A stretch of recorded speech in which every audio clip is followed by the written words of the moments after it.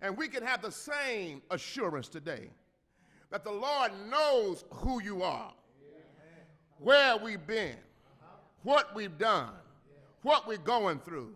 And his ultimate plan, just like Simon's, is to take us from disappointment to destiny, from limited human potential to the unlimited power of God.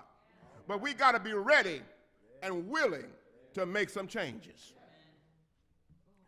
Therefore, when Jesus finished preaching, he challenged Simon to do something that had never been done before.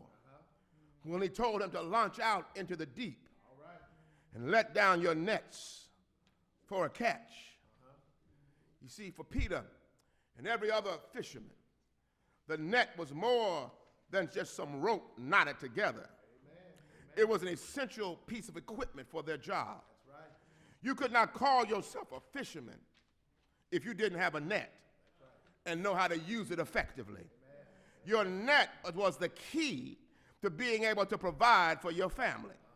Your net represented your security, and it was an extension of your identity as a skilled and successful fisherman.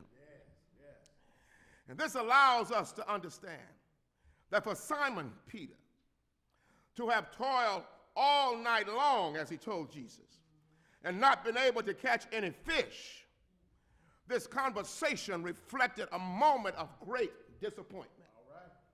Because all of his confidence was in the net, and the net had failed him.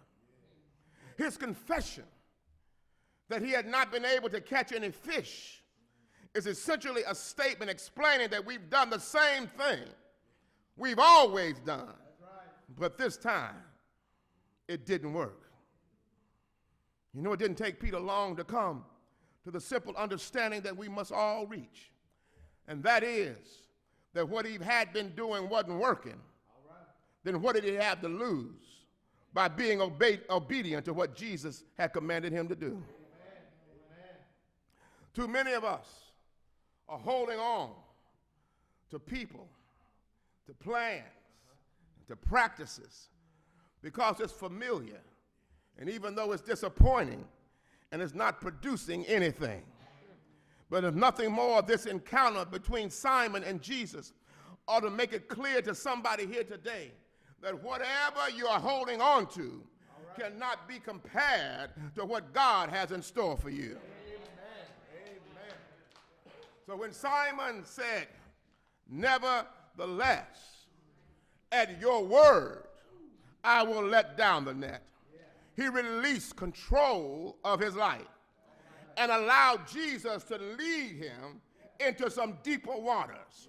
And as a result, the Bible says that Simon, James, and John experienced a dynamic demonstration of God's power to provide for the needs of their family. That's right.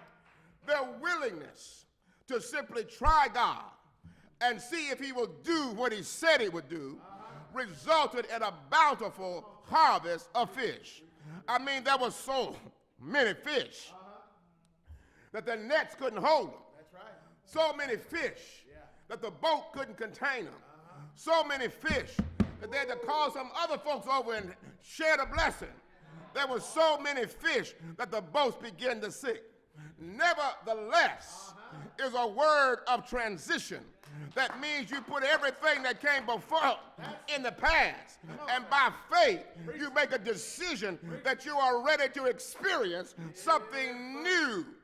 Once nevertheless begins to resonate in your spirit, you begin to fully understand what the Apostle Paul was talking about in his letter to the Philippian church when he said, "Brethren, I count not myself to have apprehended this, but this one thing I do know.